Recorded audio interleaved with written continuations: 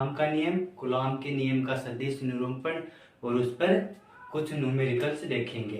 तो करते हैं हम lecture start. My name is Manoj जंगट and this is your beautiful सा चैनल स्टूडेंट वाला।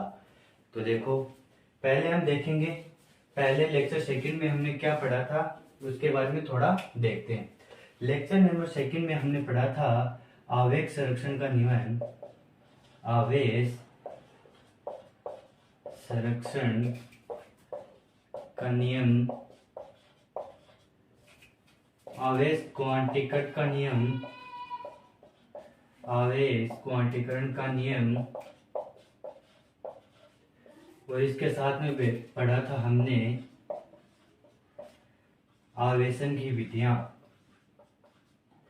आवेशन की विधियां, और इसमें हमने कुछ न्यूमेरिकल भी किए थे। तो आज हम पढ़ेंगे कूलॉम का नियम, आज हम पढ़ेंगे कूलॉम लॉ, कूलॉम का नियम पढ़ेंगे। कूलॉम के नियम को पढ़ने से पहले आपको मैं बता दूं कि आवेशों की, कोई भी आवेश होता है, आवेश का सही मान ज्ञात करने के लिए, प्रकृति ज्ञात करने के लिए प्रतिकर्षण, उसका प्रतिकर्षण से ही क्या किया जाता है, आवेशों की प्रकृति ज्ञात की जाती है। क्योंकि आकर्षण, आकर्षण समान समान के बीच में भी हो सकता है तथा आवेशित और अनावेशित वस्तुओं के बीच में भी आवेशित आकर्षण, आकर्षण आवेशित तथा अनावेशित वस्तुओं के बीच भी हो सकता है, अनावेशित वस्तुओं के मध्य भी हो सकता है। इसलिए आवेशों की प्रकृति ज्ञात करने का सबसे बेस्ट तरीका क्या है, प्रतिकर्षण है। प्रतिकर्षण में हमारे देखते हैं हम विद्युतदर्शी, क्या देखते हैं, विद्युतदर्शी। विद्युतदर्शी को सौवर्ण पत्थर भी बोला जाता है। इसके अंदर आवेशों की प्रकृति ज्ञात करने के लिए दो सौवर्ण की पत्तियां ली जाती हैं। अब पढ़ेंगे हम कूलॉम का नियम। कूलॉम के नियम में देखो,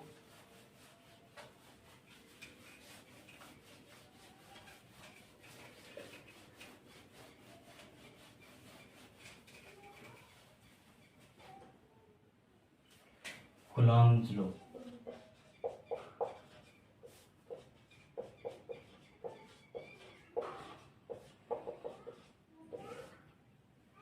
कूलॉम के नियम में क्या है, पहले तो ये देखो, कूलॉम का नियम बिंदु आवेशों पर आधारित होता है। कूलॉम के नियम किसके लिए आधारित होगा, बिंदु आवेशों के लिए। आवेशों किसके रूप में माना गया, बहुत छोटी राशि के रूप में, बहुत छोटी बिंदु आवेशों के रूप में। अतः दो बिंदु आवेशों के मध्य, दो बिंदु आवेशों के मध्य लगने वाला बल, दो बिंदु आवेशों के मध्य लगने वाला बल उन दोनों आवेशों के गुणनफल के समानुपाती होता है। दो बिंदु आवेशों के मध्य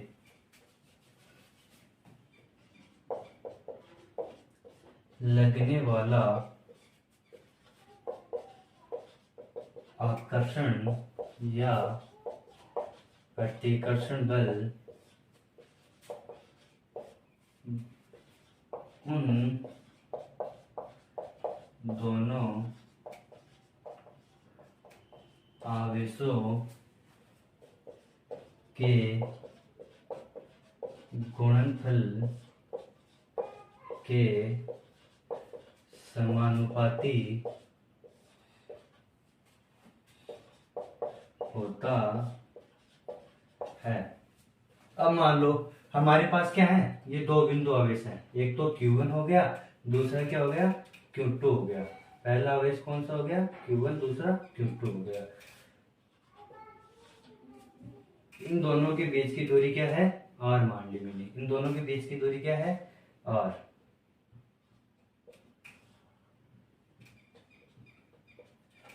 अब दोनों आवेशों के मध्य लगने वाला बल, दोनों आवेशों के मध्य लगने वाला बल इनके गुणनफल के समानुपाती होता है। इसको मैंने दे दिया समीकरण 2।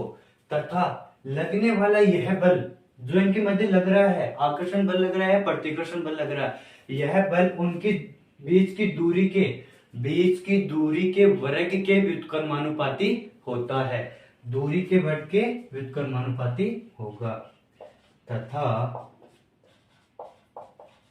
लगने वाला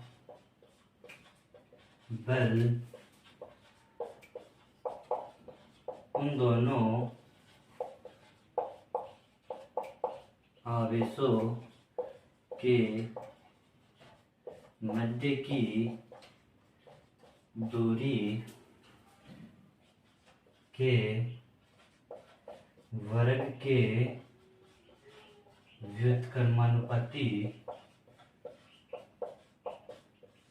व्युत्क्रमानुपाती होता है। F समानुपाती बटा R स्क्वायर, समीकरण 2। अब देखो दोनों क्या हो गए, दोनों आवेशों के गुणनफल के समानुपाती तथा वर्ग के दूरी के वर्ग के व्युत्क्रमानुपाती होता है। अब समीकरण 1 व 2 से, समीकरण 1 व 2 से F समानुपाती Q1 upon Q2 upon R square, क्या आ गया, F समानुपाती Q1 Q2 upon R square. इसके बाद में क्या करेंगे, समानुपाती चिन्ह उठाएंगे, समानुपाती चिन्ह को उठाने पर क्या आएगा, F बराबर 1 upon 4 pi epsilon not Q1 upon Q2 upon R square. यहाँ पर ये आ गया समानुपाती नियतांक। समानुपाती नियतांक क्या है, 1 अपॉन 4 पाई एप्सिलॉन नॉट। यहाँ एप्सिलॉन नॉट क्या है, निर्वात की विद्युतशीलता, निर्वात की विद्युतशीलता, ये हो गई निर्वात की विद्युतशीलता। 1 अपॉन 4 पाई एप्सिलॉन नियतांक को के भी बोला जाता है, के भी बोला जाता है। अतः F बराबर के Q1 Q2 upon R square, ये हो गया इनका बल। अब ये देखो कूलाम के नियम में क्या है, दोनों आवेश, दो आवेश लिए बिंदु आवेश, क्या लेना है, दोनों बिंदु आवेश होने चाहिए, बिंदु आवेशों के मध्य की दूरी के वर्ग के व्युत्क्रमानुपाती तथा दोनों आवेशों के गुणनफल के समानुपाती होता है। समानुपाती करने के बाद में समानुपाती नियतांक को उठाएंगे तो क्या आएगा, समानुपाती कांस्टेंट आएगा। वहां पर क्या लिखेंगे, के का मान क्या होता है, 1 अपॉन 4 पाई एप्सिलॉन नॉट, जहां एप्सिलॉन नॉट क्या होता है, निर्वात की विद्युतशीलता। अब करेंगे हम के की विमा ज्ञात करेंगे, क्या करेंगे, के की विमा ज्ञात करेंगे। इसके लिए देखो हमें पता है F की क्या होता है, F होता है बल, बल के लिए आएगा न्यूटन, न्यूटन आएगा। Q1 का क्या होता है, Q1 Q2 क्या है, आवेश, इसके लिए आ जाएगा कूलाम। R है दूरी, तो दूरी के लिए आ जाएगा मीटर। तो K का कैसे ज्ञात करेंगे, F का आ जाएगा न्यूटन के coulomb square upon metre square. तो K इक्वल टू आ जाएगा newton metre square upon coulomb square. समानुपाती नियतांक का मात्रा कितना आ गया, newton metre square upon coulomb square. सभी इसको नोट करो, इसके बाद में इसकी विमा देखते हैं। पॉज करके नोट करना है सभी को।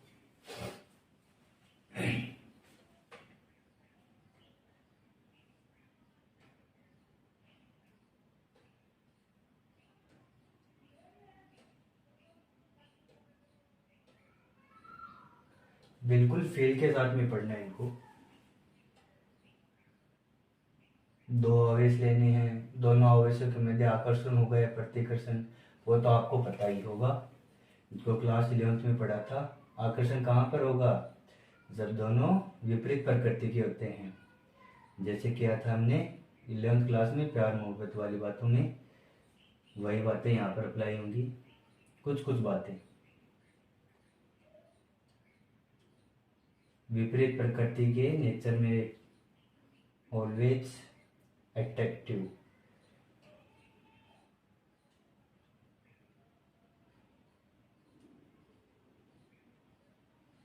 चलो मैं मानूंगा कि आपने नोट कर लिया।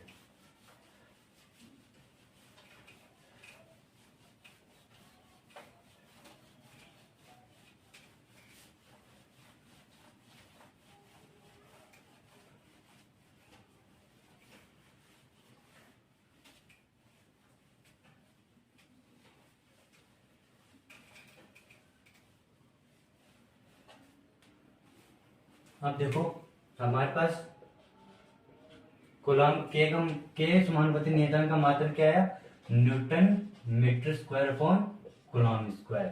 ठीक है, अब हम करेंगे के की विमा ज्ञात करेंगे। न्यूटन की विमा हमें मालूम है m1 L1 T-2, मीटर की होती है, मीटर स्क्वायर की हो जाएगी L2 हो जाएगी, इसके बाद में कूलाम स्क्वायर की हो जाएगी A2 T2। अब इनका मान हम इसके अंदर अप्लाई करेंगे तो आ जाएगा के की विमा क्या आएगी, m1 L1 T-2 L2 upon A2 T2। फिर क्या आ जाएगा, के इक्वल टू आ जाएगी m1 L3 T-4 A-2। ये आ जाएगी आपकी समानुपाती नियतांक की विमा। ठीक है, ये आ जाएगी आपकी समानुपाती नियतांक की विमा। इसके बाद में हमें पता है के इक्वल टू होता है 1/4 pi epsilon not. Epsilon not क्या था, निर्वात की विद्युतशीलता। तो इसके लिए ज्ञात करोगे आप मात्रक तो आ जाएगा 1/4 पाई के आ जाएगा। के का मात्रक क्या था, ये 4 पाई तो क्या है, एक नियत है, नियत मान है, तो इसके अलावा कोई मात्रक और कोई भी विमा नहीं होगी। के की मात्रक क्या था हमारे पास, एप्सिलॉन अपॉन 4 पाई, इसका मात्रक था newton metre square upon coulomb square. तो एप्सिलॉन का मात्रक आ जाएगा हमारे पास coulomb square upon newton metre square. Epsilon का मात्रक कितना आ जाएगा, newton metre square upon coulomb square. इसके बाद में अब मैं ये बैठा देता हूं।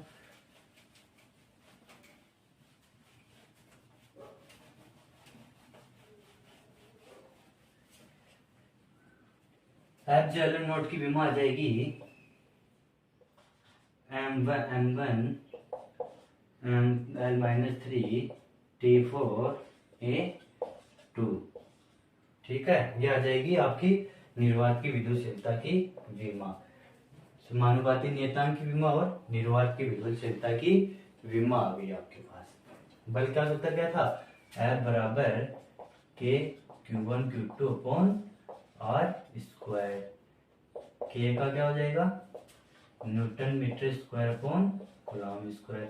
एप्सिलॉन नॉट का क्या हो जाएगा, coulomb square upon newton metre square, जिसको क्या बोला जाता है, निर्वात की विद्युतशीलता।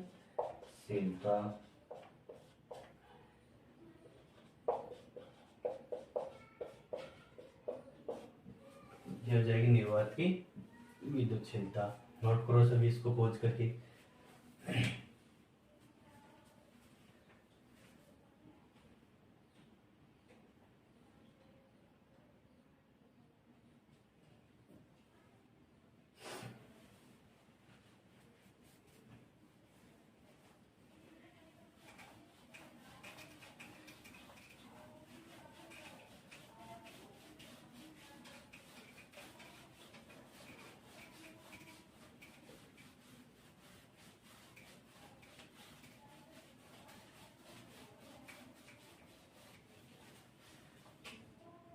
अब इसके साथ में ही आज हम लेते हैं एक न्यूमेरिकल लेते हैं।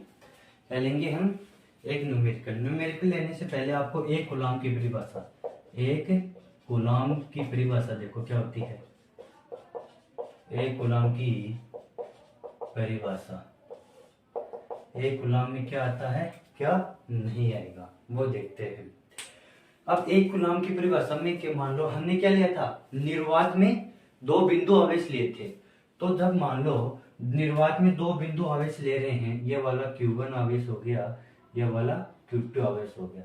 जब निर्वात में स्थित दो बिंदु आवेशों के मध्य की दूरी, दोनों आवेशों के मध्य की दूरी कितनी हो जाए, 1 मीटर हो जाए। निर्वात में स्थित दो बिंदु आवेशों के मध्य की दूरी 1 मीटर, उनके मध्य उत्पन्न आकर्षण बल तथा प्रतिकर्षण बल का मान 9 × 10⁹ न्यूटन हो जाए। उनके मध्य दूरी कितनी, 1 मीटर, और आकर्षण या प्रतिकर्षण बल का मान कितना, 9 × 10⁹ न्यूटन। तो उत्पन्न आवेश का मान कितना होगा, 1 कूलम होगा। तो उत्पन्न आवेश का मान कितना होगा, 1 कूलम होगा। देखो हमारे पास सूत्र था F इक्वल टू के Q1 Q2 upon r square. Are का मान कितना दे दिया हमारे पास, 1 मीटर दे दिया। ठीक है, Q1 Q2 का मान दे दिया हमें। के का मान कितना होता है, 9 इंटू 10⁹ गुणा मल्टीप्लाई अपॉन 1 का स्क्वायर। बल का मान कितना बता रहा है, 9 इंटू 10⁹। तो ये इससे कैंसिल आउट हो जाएगा, इसका एक मान हो गया। तो Q1 इंटू Q2 का मान कितना हो गया, 1। तो आवेश का मान कितना हो गया, 1 कूलम आवेश उत्पन्न होगा। ठीक है, अब देखो इसकी परिभाषा। निर्वात में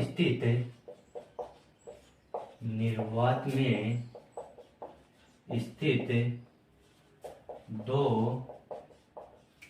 बिंदु आवेशों के मध्य कार्यरत आकर्षण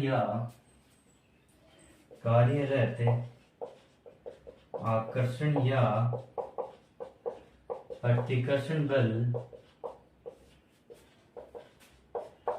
का मान न्यूटन हो तो आवेश 1 कूलम का होगा। तो उत्पन्न आवेश 1 कूलम का होगा।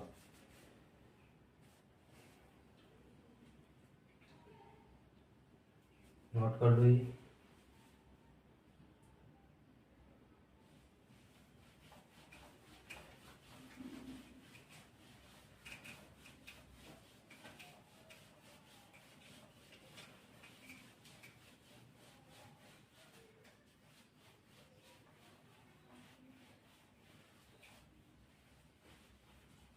अब हम पढ़ेंगे कूलॉम के नियम का कंपैरिजन गुरुत्वाकर्षण ग्रेविटी बल के साथ में। हमारे पास था कूलॉम का नियम, और आप देखिए कूलॉम का नियम तथा गुरुत्वाकर्षण बल। कूलॉम का नियम और गुरुत्वाकर्षण बल में क्या समानता है, क्या डिफरेंस है, और कौन सा बल अधिक प्रबल होता है। तो कूलॉम का नियम को क्या बोल सकते हैं हम, स्थिर वैद्युत बल भी बोल सकते हैं, स्थिर वैद्युत बल। और ये हो गया ग्रेविटी फोर्स हो गया। ठीक है, कूलॉम का नियम और गुरुत्वाकर्षण बल। अब इन दोनों में समानताएं क्या है, पहले तो ये देखते हैं। इसका बल का मान क्या होता है, F इलेक्ट्रॉन वोल्ट। स्थिर वैद्युत के लिए मैं E लिख रहा हूं, तो आ जाएगा K Q1 Q2 upon r square. F G लिख रहा हूं ग्रेविटी का, G M1 M2 upon r square. देखो समानताएं क्या है, दोनों ही बल दूरी के वर्ग के व्युत्क्रम नियम का पालन करते हैं। दोनों ही बल दूरी के वर्ग के व्युत्क्रम नियम का पालन करते हैं। साथ ही दोनों ही बल लाइन ज्वाइनिंग द्रव्यमान रेखा का पालन करते हैं, अर्थात केंद्रीय नियम की पालना करते हैं। समानता क्या है, दोनों बल द्रव्यमान रेखा के अनुदिश लगते हैं,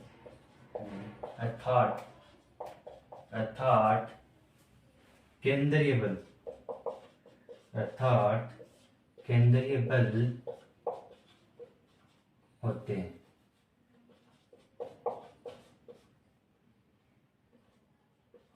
दूसरा क्या है, ये क्या है, इन दोनों में समानताएं हैं।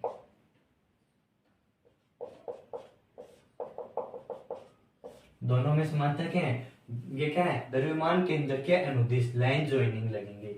इसके बाद दूसरा क्या है, दोनों बल दूरी के वर्ग के व्युत्क्रम नियम की पालना करते हैं। दोनों क्या करते हैं? दोनों बल दूरी के वर्ग के व्युत्क्रम नियम की पालना करते हैं। ये तो हो गया इन दोनों की समानताएं। दोनों बल कहाँ कहाँ लगेंगे, कहाँ नहीं लगते हैं। अब इसके साथ में देखो इनके अंदर और डिफरेंस देखो। अब इनके अंदर आएंगी असमानताएं। कूलॉम का नियम असमानताएं क्या है? असमानताएं कूलॉम का नियम, कूलॉम का नियम माध्यम पर निर्भर करता है। माध्यम पर निर्भर करेगा। कूलॉम का नियम क्या करेगा? माध्यम पर निर्भर करता है। इसके साथ में ही गुरुत्वाकर्षण बल, गुरुत्वाकर्षण बल माध्यम पर निर्भर नहीं करता। माध्यम पर निर्भर नहीं करता। कूलॉम का नियम क्या करेगा? माध्यम पर निर्भर करेगा। यदि हम यहाँ पर क्या ले रहे हैं, हमने पीछे बताया था निर्वात में दो आवेश लेते हैं। निर्वात में दो आवेश लेंगे तो क्या करते हैं? एप्सिलॉन नोट का लेते हैं। ये आगे आएगा परावैद्युत पदार्थ, उसके अंदर आपको बताएंगे कि एप्सिलॉन नोट पूरा क्या है, एप्सिलॉन क्या है, एप्सिलॉन एम मीडियम क्या है, उसके अंदर आपको बताएंगे। तो ये क्या होता है? माध्यम पर निर्भर करता है, ये माध्यम पर निर्भर नहीं करेगा। ये तो हुए इनके अंदर डिफरेंस। साथ में क्या होता है? ग्रेविटी फोर्स होता है, उसकी तुलना में इलेक्ट्रिक फोर्स क्या होता है? अधिक प्रबल होता है। ग्रेविटी फोर्स की तुलना में इलेक्ट्रिक फोर्स अधिक होता है। वो कैसे होगा उसके अंदर आपको मैं न्यूमेरिकल करके दिखाता हूँ। ठीक है, इससे पहले आप कुछ पॉइंट्स इनको नोट करो, कुछ पॉइंट्स और हैं वो बताएंगे।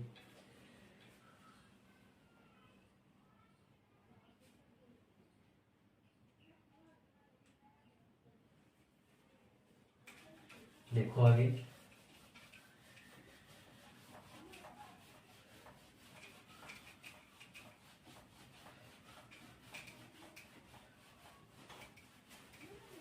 देखो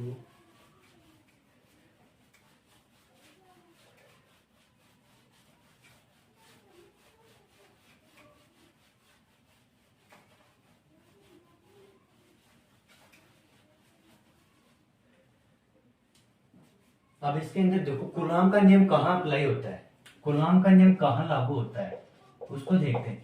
कूलॉम का नियम कहाँ वेरिएबल होगा? कूलॉम का नियम दो बिंदु आवेशों पर लागू होता है। स्टार्ट से बोलता आ रहा हूं कि दो बिंदु आवेशों के मध्य कार्यरत बल, तो इसके अंदर क्या होगा? कूलॉम का नियम दो बिंदु आवेशों के मध्य कार्यरत होता है, अर्थात बड़े पदार्थों पर या तो बड़े पिंड के ऊपर यह लागू नहीं होगा। दूसरा पॉइंट क्या है? कूलॉम का नियम दो गतिशील आवेशों पर भी कार्यरत नहीं होगा, अर्थात दोनों आवेश कैसे होने चाहिए? स्थिर होने चाहिए। कूलॉम के नियम में दोनों आवेश कैसे होने चाहिए? स्थिर होने चाहिए। अगर एक स्थिर है दूसरा गतिशील है, यदि कूलॉम के नियम में एक आवेश स्थिर है दूसरा गतिशील है तो भी कूलॉम का नियम वैलिड होगा, अप्लाई हो सकता है। कूलॉम का नियम क्रिया प्रतिक्रिया नियम की पालना करता है। देखो अब इसको,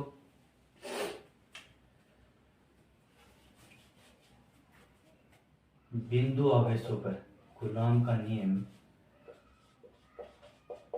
कूलॉम का नियम बिंदु आवेशों पर कार्यरत होता है। बिंदु आवेशों पर कार्यरत होता है, अर्थात बड़े पिंडों पर कार्यरत नहीं होगा। यह बल भी सेम आपकी तरह है। कैसे?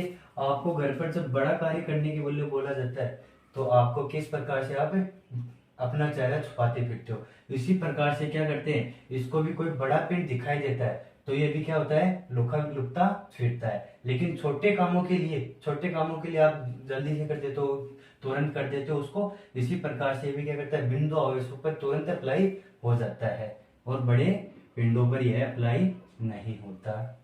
दूसरा क्या है, दूसरे में क्या लेना है, यह दो स्थिर आवेशों के मध्य, कहां पर, स्थिर बिंदु आवेशों के मध्य ही, स्थिर बिंदु आवेशों पर कार्यरत होता है, गतिशील पर नहीं, गतिशील पर नहीं। यदि एक आवेश स्थिर तथा दूसरा आवेश गतिशील है तो भी क्या होगा, तो भी गॉस कूलॉम का नियम कार्यरत होगा। इसके साथ में ये क्या करेगा, क्रिया प्रतिक्रिया नियम की पालना करता है, क्रिया प्रतिक्रिया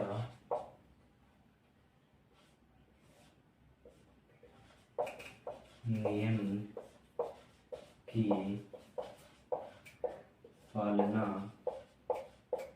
करता है।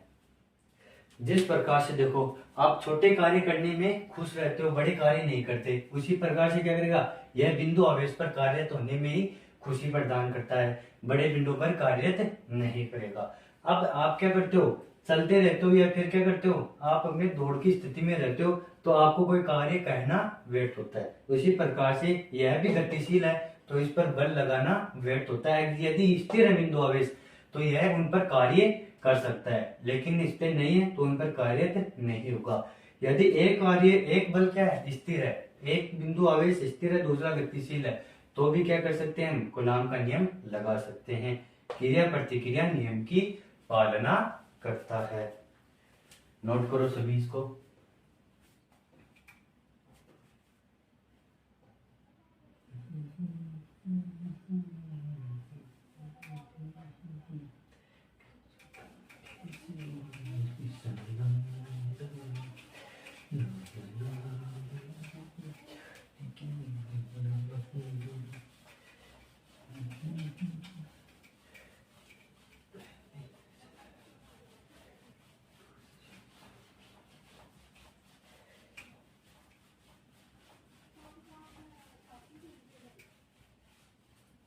ये हो गया आपके कूलॉम के नियम में समान।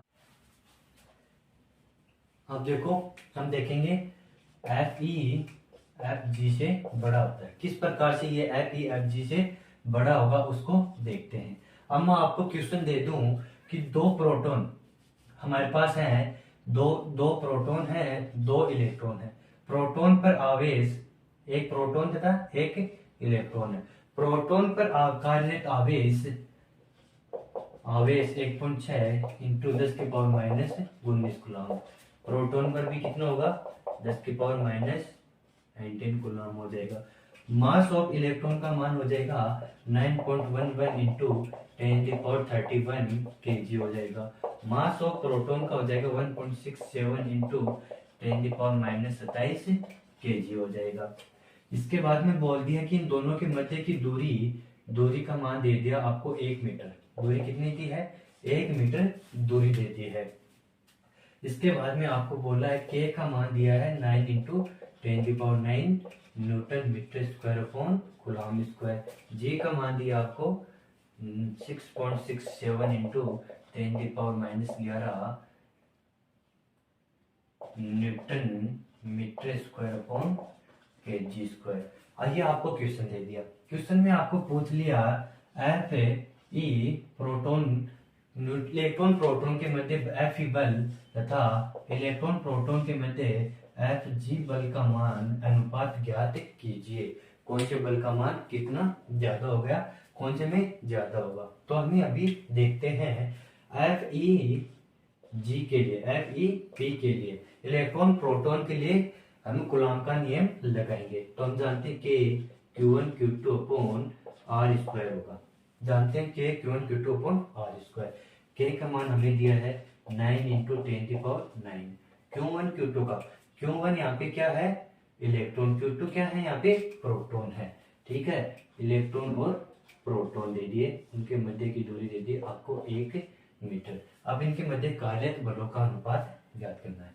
तो आप देखो 1.6 इंटू 10⁻19 इंटू 1.6 इंटू 10⁻19 अपॉन 1 का स्क्वायर, ये तो हो गया आपका एफ ई फोर्स हो गया। इसके बाद में बोल दिया एफ जी भी ज्ञात करना है, इलेक्ट्रॉन प्रोटॉन के मध्य एफ जी ज्ञात करनी है।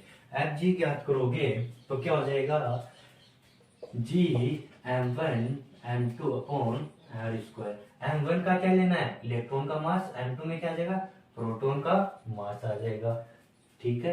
तो g का मान दिया है 6.67 into 10⁻11 11 into 9.11 into 10⁻31 into 1.67 into 10⁻27 upon 1, ये हो गया इसका मान। अब एफ ई को सोल्व करो, एफ ई को सोल्व करने पर आएगा ये कितना है 10⁹, ये 19 ठीक है, ये 38, इसके पास में से 9 गए तो कितने बचे 29 बच गए। 9 इंटू 1.6 इंटू 1.6 इंटू कितना बचेगा 10⁻29 बचेगा, ठीक है। अब एफ जी के अंदर क्या बचेगा एफ जी में आ जाओ तो बचेगा 6.67 इंटू 9.1 इंटू 1.6 इंटू कितना बचेगा, ये हो जाएगा 27 31, ठीक है। तो हो जाएगा 10 की पावर माइनस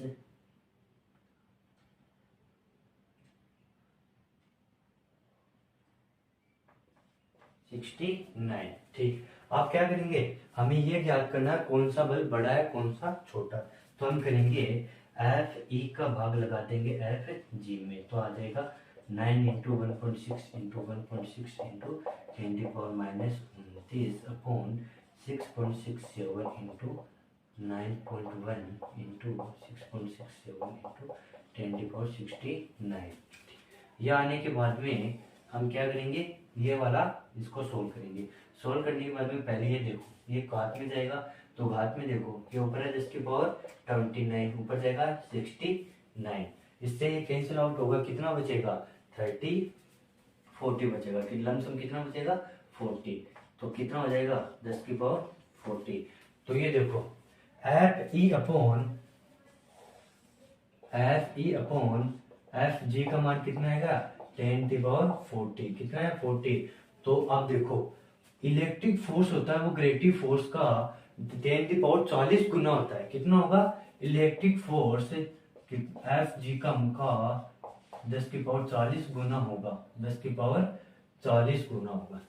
मतलब इस ग्रेविटी फोर्स से इलेक्ट्रिक फोर्स 10⁻40 गुना बड़ा है, इसलिए मैंने आपको बोला था इलेक्ट्रिक फोर्स क्या होता है ग्रेविटी फोर्स से बड़ा होता है। अब आप क्या करोगे इलेक्ट्रॉन और प्रोटॉन के लिए स्वयं से ज्ञात करोगे। कमेंट में आंसर शेयर कर देना, मैं उसको पिन कर दूंगा, नोट करो सभी इसको।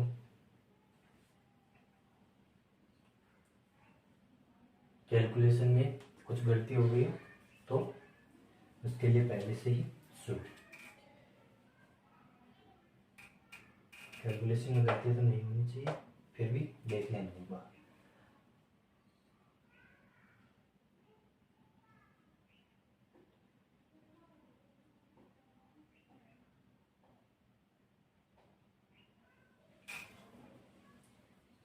बता लिया सभी ने। अब इसको प्रोटॉन प्रोटॉन के लिए खुद से करोगे।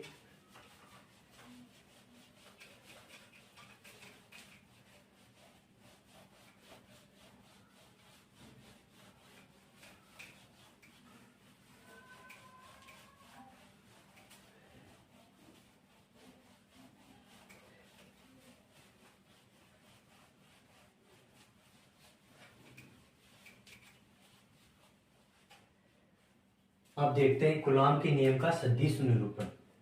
कूलॉम के नियम का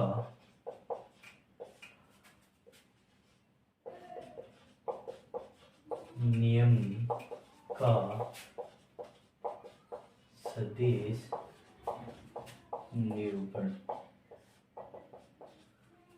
कूलॉम के नियम का सदिश निरूपण। इसके अंदर कूलॉम के सदिश नियम में क्या कि हमने बताया था, यह क्या है, एक अदिश राशि है। अदिश राशि है, लेकिन इसका क्या है, सदिश निरूपण करेंगे। सदिश निरूपण करने पर यह संरक्षित राशि है। संरक्षित राशि होगी तो क्या होगा, देखो ये ले लिया मैंने, ये मैंने यहाँ पे रखा Q1 आवेश, यहाँ पे रखा Q2 आवेश। Q1 आवेश की बिंदु O से दूरी मान ली मैंने R दूरी मान ली R1। Q2 आवेश की O बिंदु से दूरी मान ली मैंने R2। ठीक है, ये मान लिया मैंने O बिंदु से दोनों एक दूसरे से R1 तथा मैंने कूलॉम के सदिश निरूपण माना दो आवेश Q1 Q2 और मूल बिंदु O से R1 तथा R2 दूरी पर स्थित हैं, तो Q1 के कारण Q2 पर लगाया गया बल, Q1 क्या करेगा, Q2 पर बल लगाएगा। तो दोनों क्या है, समान आवेश है। समान आवेश एक दूसरे को क्या करेंगे, प्रतिकर्षित करेंगे। तो Q1 के कारण Q1 क्या लगाएगा, Q2 पर बल लगाएगा। Q2 पर लगाया गया बल इस दिशा में हो जाएगा। Q1 के कारण लगाया गया बल F12 इस दिशा में हो जाएगा। अब इसके मध्य के बीच की दूरी Q1 तथा Q2 के बीच की दूरी हो जाएगी, जब कैसे होगी, जब Q1 Q2 पर बल लगा रहा, जब Q1 Q2 पर बल लगाएगा तो इसकी दूरी हो जाएगी R2 माइनस R1। दोनों बल की दूरी क्या हो जाएगी, R2 माइनस R1। जब Q2 Q1 पर बल लगाएगा क्या करेंगे, सदिश के नियम की पालना करेंगे। देखो सदिश के नियम की किस प्रकार पालना करेंगे, हमने देखा था दो बिंदुओं की मध्य की दूरी ज्ञात करते हैं। दो बिंदुओं की मध्य की दूरी ज्ञात करेंगे। ये मैंने ले लिया A और ये ले लिया B, ये x कोऑर्डिनेट, ये y, और ये x1 ले लिया और ये y1 ले लिया। अब इनके मध्य की दूरी ज्ञात करते हैं, तो x2 minus x1, y2 minus y1, इस प्रकार से इनके मध्य की दूरी ज्ञात करेंगे। तो A से B पर जाएंगे तो आ जाएगा x2 माइनस x1, B से A पर आएंगे तो आ जाएगा x1 माइनस x2। जो अंतिम जहां पर पहुंच रहे हैं वो वाला पहले, और जहां से चल रहे हैं वो वाला लास्ट में। तो Q1 से Q2 जाएंगे तो R2 माइनस R1, Q2 से Q1 जाएंगे तो क्या हो जाएगा, R1 माइनस R2 हो जाएगा। ये हो गया इनका फोर्स। तो देखो पहले हम देखेंगे, अब इनकी दिशा में जो फोर्स लग रहे हैं इनकी दिशा में हम इनका एकांक सदिश भी लेंगे। एकांक सदिश का मतलब क्या हो जाएगा, R2 माइनस R1 का एकांक सदिश हो जाएगा, ये इनका केप। एकांक सदिश का मतलब इनका मोड सदिश माइनस इनका मोड हो जाएगा, ये इनका मोड। ठीक है, इसका ये होगा एकांक सदिश का, इसका मान हो जाएगा 1। तो अब ये देखो इसको किस प्रकार से सोल्व करेंगे। इसके अंदर ध्यान कितना रखना है, क्या है, मूल दो आवेश लिए, दोनों मूल बिंदु से R1 तथा R2 दूरी पर स्थित है। R1 तथा R2 दूरी पर स्थित होने के बाद में Q1 Q2 पर बल लगाएगा, Q2 Q1 पर बल लगाएगा। दोनों बल समान है लेकिन क्या करेंगे, विपरीत दिशा में है। और अब देखो जब Q1 से Q2 जाते हैं, जब Q1 से Q2 जाएंगे तो R2 माइनस R1, जब R2 से माइनस R1, जब Q2 से Q1 जाएंगे तो R2 से R1। अब लिखो Q1 बल के कारण, Q1 आवेश पर, Q1 आवेश पर लगाया गया बल, Q1 आवेश पर लगाया गया बल कितना होगा, F21, कितना होगा, F12। Q1 के Q1 Q2 अपॉन R का मान आ जाएगा, कहाँ जा रहे हैं, Q1 पर लगाया गया बल, तो कहां से लगेगा, Q2 से जाएगा Q1 पर। कहां से जाएगा? Q2 से Q1। R2 माइनस R1 का सदिश का होल स्क्वायर, R1 R2 का होल स्क्वायर। फिर क्या लेंगे? इनकी दिशा में एकांक सदिश लेंगे। क्या लेंगे? एकांक सदिश। वह एकांक सदिश कौन सा होगा? R2 माइनस, ये तो हो गया इसका फोर्स बल हो गया, Q1 पर लगाया गया बल। अब इसका सदिश निरूपण में क्या करेंगे? इनकी दिशा में एकांक सदिश लेते हैं। F12 माइनस सदिश बराबर के Q1 Q2 upon R2 minus R1 सदिश अपॉन, सीधा ले लेते हैं, ये होगा एकांक सदिश। इनकी दिशा में ये हो गया एकांक सदिश। अब एकांक सदिश को हम किस प्रकार से भी लिख सकते हैं? R2 माइनस R1 बराबर आ जाएगा R2 माइनस R1 सदिश upon mode of R2 minus R1 सदिश का मोड। इसका मान क्या रहता है? एकांक सदिश का मान कितना होगा? 1। ये ठीक है, ये इसका ये मोड हो गया। अब ये लिख देंगे हम F12 सदिश बराबर के Q1 Q2 अपॉन, अब ये मान मैं यहाँ पर रखूंगा, ये वाला मान मैं यहाँ रखूंगा, तो इसका ये होल स्क्वायर है, ये होल स्क्वायर, इसके साथ में ये क्या आ जाएगा? तो ये होल क्यूब हो जाएगा। R2 माइनस R1 का whole cube, R2 minus R1 सदिश, ये हो जाएगा R1 माइनस R2। ये हो गया इसका सदिश नियम। अब दूसरा किसके लिए देखेंगे हम? Q2 आवेश के लिए। किसके लिए देख रहे हैं? Q2 आवेश के लिए। इसी प्रकार क्या करेंगे? Q2 आवेश के लिए आ जाएगा Q21 बराबर के Q1 Q2 upon R1 minus R2 का होल स्क्वायर। अब इसकी दिशा में एकांक सदिश कौन सा होगा? इसकी दिशा में कहां से जा रहे हैं? Q2 से Q1 जा रहे हैं, तो इसकी दिशा में कौन सा होगा? R1 माइनस R2 का एकांक सदिश, R1 माइनस R2 का एकांक सदिश के Q1 Q2 upon R1 minus R2